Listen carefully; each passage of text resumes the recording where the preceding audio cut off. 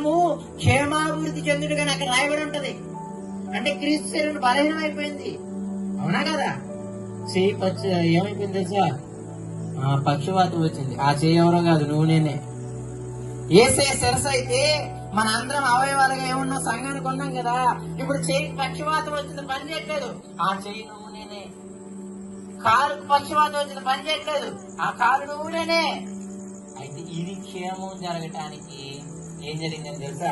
సంఘములో పరిచారకులను అపోస్తులను పెట్టాడు అంట. నేను ఎందుకు ఇది అంతా చెబుతున్నాను? దేవాలయం కట్టాలి అని జడ్సన్ గారు నా దగ్గరకు వచ్చి చాలాసార్లు అడిగారు, స్థలం ఎవరైనా ఇస్తారేమో అని చెప్పి. నా ఫ్రెండ్స్తో చాలామందిని అడిగావు విశాబాలనగర్లో. కొంతకాలం లీజ్కి ఇస్తే మేము అక్కడ పరిచర్య చేసుకోవడానికి చిన్న దేవాలయం వేసుకుంటామంటే చాలామంది ముందు అంగీకరించారు. తర్వాత అన్నారు, మళ్ళీ మేము ఇల్లు కట్టుకోవాలి కదా, దేవాలయం కట్టిన స్థలంలో ఇల్లు ఎలా కడతామని చెప్పి మళ్ళీ వాళ్ళు వెనకాడారు. నిజంగా వీళ్ళలో ఉన్నటువంటి తపన, ఆయన మెకానికల్ ఇంజనీర్ చేశాడు, ఆయనేమో పీజీ చేశాడు, ఈయన డిగ్రీ చేశారు, బాబురావు, వీళ్ళందరూ కూడా డిగ్రీ చేస్తున్న సమయంలోనే దేవుడు వీళ్ళని పట్టుకున్నాడు. వీళ్ళు ఇది కడుతున్న ఈ ఈ పిక్చర్స్ ఇవన్నీ చూసిన తర్వాత ఒకరోజు వచ్చాను నేను. వీళ్ళే స్వయంగా సిమెంట్ కలుపుకొని ఇసుక కలిపి ఇవన్నీ చేస్తున్నారు. ఆశ్చర్యకరమైన విషయాలు. మోషే అరణ్యంలో గొర్రెలు కాస్తున్నారు. ఇచ్చిన పైనుంచి ఎవరు మాట్లాడుతున్నారంటే దేవుడు అబ్రహాముతో యాకోబుతో మాట్లాడుతూ ఉన్నాడు. యాకోబుతో మాట్లాడుతూ ఇదిగో కొన్ని మాటలు చెప్పాడు. ఈ భూమిని నీకు ఇస్తాను, నీ సంతానాన్ని ఇస్తాను, నిన్ను దీవిస్తాను అని చాలా విషయాలు చెప్పేశాడు. ఇంకొంచెం కిందకి వెళ్ళిపోతే 15వ వచనంలోకి వెళ్తే 16వ వచనంలోకి, యాకోబు నిద్ర లేచి నిశ్చయముగా యెహోవా ఈ స్థలమందు ఉన్నాడు. కళ్ళ నుంచి బయటకు వచ్చేసాడు. బయటికి రాగానే ఆయన ఏమన్నాడో తెలుసా? ఈ స్థలమందు నిశ్చయముగా దేవుడున్నాడు.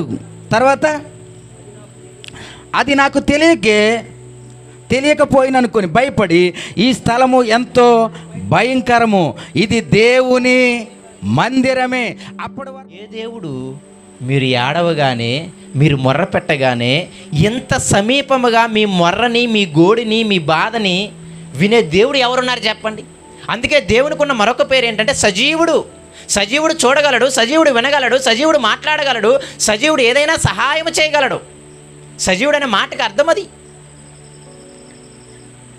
నేను కళ్ళుండి చూడలేని వాడిని కాదు, నేను చెవులుండి వినలేని వాడిని కాదు, నేను నోరుని మాట్లాడలేని వాడిని కాదు. మనము చేసే పూజలన్నీ కూడా అటువంటి వాటికి మనం చేస్తున్నాం. విగ్రహాలకి తప్పుగా అర్థం చేసుకోమాకండి. అవి నోరుంటుంది కానీ మాట్లాడలేవు, చెవులుంటాయి కానీ వినలేవు.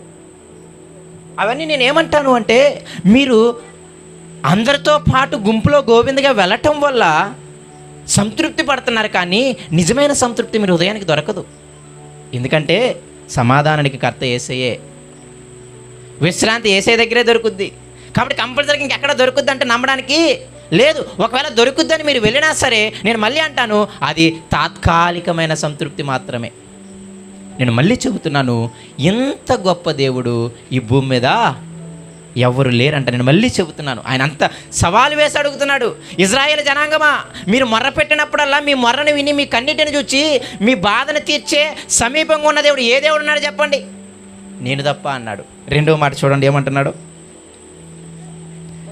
మరియు నేడు నేను మీకు అప్పగించుచున్న ఈ ధర్మశాస్త్రం అంతటిలోనున్న కట్టడలను, నీతి విధులను గల గొప్ప జనమేది. ఈ ధర్మం ఉందే కూడా ఎంత బ్యూటిఫుల్.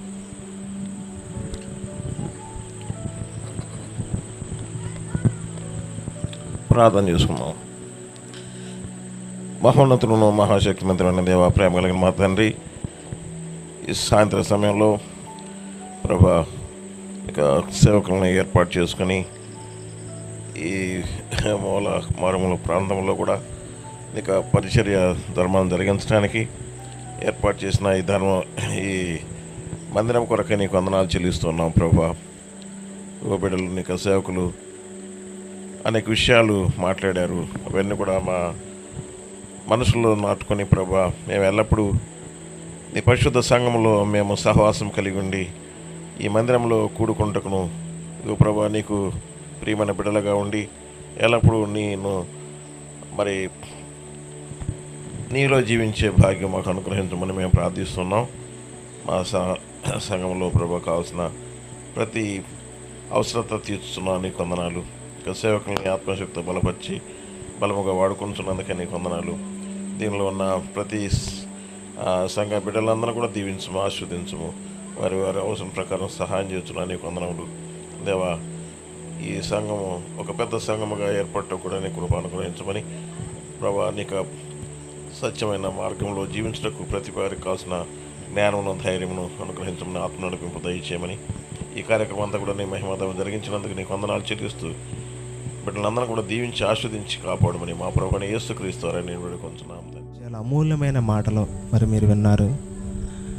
మరి ఎంత ఆసక్తిగా ఉండి విని మంచి మాటలు విన్నందుకు మీకు ఎంతగానో హృదయపూర్వకంగా వందనాలు చెల్లిస్తూ ఉన్నాం. అలాగే ప్రతి ఆదివారం సాయంత్రం 4 ఇంటికాడ నుండి 6 దాకా జరిగిద్దండి ప్రార్థన. అలాగే శుక్రవారం కూడా రీసెంట్గా పెట్టాం. అది కూడా మధ్యలో గ్యాప్ వస్తుందని ఒకరోజు అనేది యాడ్ చేసామన్నమాట. అది కూడా జరిగిద్ది. మీకు వీలైతేనే రండి, బలవంతమైనది ఏమీ లేదు. కాకపోతే ఎక్కడికి వెళ్ళకుండా మాత్రం అయితే ఉండమాకండి.